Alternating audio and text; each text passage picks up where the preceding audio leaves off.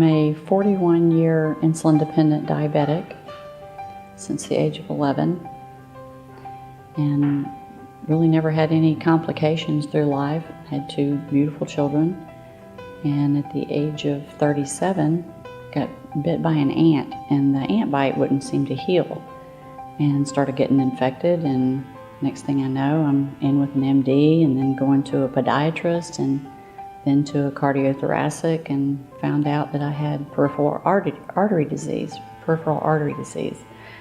and ended up going through a cardio doctor, and he did a lot of testing on me and told me that everything would be fine, it would heal up, and within 10 or 15 years I would probably need an angioplasty with stents. In less than 2 years, I went back in for further testing when they told me that there was nothing else they could do for me, that I needed to prepare for amputation because I had developed gangrene in the foot, and went through a surgical procedure and had bypass surgery on my left leg, and that got me through 8 years. And when that failed, I went back in and had another surgical procedure where they harvested from the right leg and put it into the left leg, and that only lasted about 9 months. And when I developed gangrene for a second time and had 3 toes that had turned black, I started searching for another avenue. And I went on the internet and found a podiatrist, Dr. Bell, and found a Save a Leg, Save a Life on his website, and thought maybe this is my next avenue.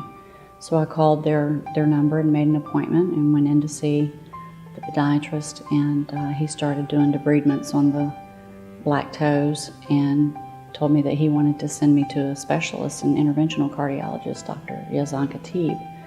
So I came to First Coast Cardiovascular and met with Dr. Khatib, and he confirmed that he thought he was going to be able to help me.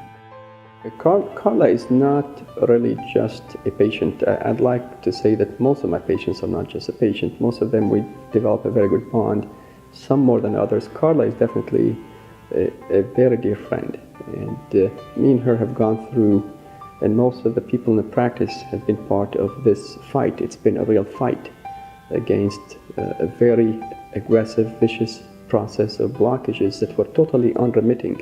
Starting at a very young age. She was below 40 when she started. And when she came to me, she had sores, I think, on 8 of her 10 toes. We were very determined to help her out. She was very determined, and that was extremely helpful. We went in the first time and failed. After she's already failed bypass, we went the second time and failed. And then I sat down with her and I said, listen, Carla, I failed twice, but I think we could try one more technique if you're willing to try it. And she was determined. She said, go for it. So we went the third time, and we did it together with our surgical colleagues. And Dr. Pires then came and helped me, and we worked together. It had a marvelous outcome, saved all 10 of her toes. The type of blockages she has were recurrent, so she had multiple recurrences over the past 5 years, but thank God every time we were able to treat the recurrence, again, keeping her ambulatory, keeping her fully functional. So he took me to put me in a hospital and started cleaning out my arteries and getting the plaque out and stenting, putting stents in my legs, and eventually started working on my heart when I realized that I had also developed cardiovascular disease, something I had inherited from my father. And he started putting stents into the heart and has actually stented my brain and my legs. The first appointment that I had with Dr. Khatib, when I met him and his group, and we realized that I was going to need a procedure done, when he put me in the hospital, he worked on me for 5.5 hours at one time, just trying his best to make sure that he could get through and get the first stent in. He was not going to stop, and he told me, I can fix this, I can do this. And I can't tell you how overwhelmed I was. It was a wonderful feeling, knowing, because I had been so close to amputation, that there actually was help out there. Unbeknownst to her, and to me, she actually, later on we found out she had significant blockages elsewhere.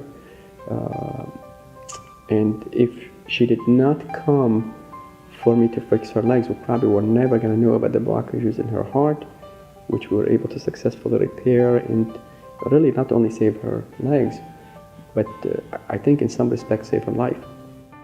I advocate on a daily basis for this group of people here that have saved my leg and saved my life.